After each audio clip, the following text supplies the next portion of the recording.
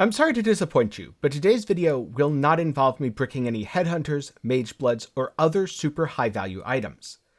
Instead, I'm just going to be corrupting a couple things that I was trying to use for my current build. When I'm using alt quality gems, very often I can't get a 2120. So enter the temple with the Doryani's Institute that double corrupts a gem. I was trying to get a 2120 shield crush. I needed an alt quality since Diversion is way better for crit than the regular base version, and so I threw a couple attempts at it. On attempt number 3, one might say lucky 3, I ended up hitting a very interesting result. In terms of overall cost, last I checked, it was something like 7 or 8 divines for a pre-corrupted 2120. I spent a little bit of time, some gem EXP, and about 2 divines on the Doryani's Institutes. So overall, I came out way ahead on that. Of course, it's always a gamble, but I had pretty good odds to hit what I wanted before spending the 8 or so divines to actually buy a 2120. Plus, there's always that chance that I hit a 2123, which was significantly more valuable. And of course, if your build uses uniques, it's always worth corrupting them. Sometimes you can just buy a pre-corrupted item that you want. In fact, that's what I'm doing right now. I'm using a pre-corrupted shield that I bought for about 40 chaos because no one wanted it. But I want something even better, so I decided to corrupt my own since there are none with the mods that I wanted. What I hit is quite good. +1 to level of gems is also +1 to level of socketed enlightens or empowers.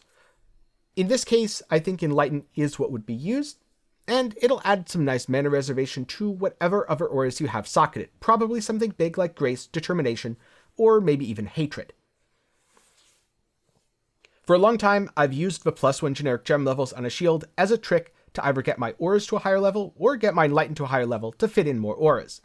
You can also do something similar with a +1 AoE gems craft on your gloves, at least in terms of leveling auras up for the purposes of things like hitting 23% purities. Sadly, it won't quite help you in terms of doing something like +1 Enlighten to fit an aura in, since that's AoE gems and Enlighten doesn't have any specific tags. Luckily, +1 generic gems does work.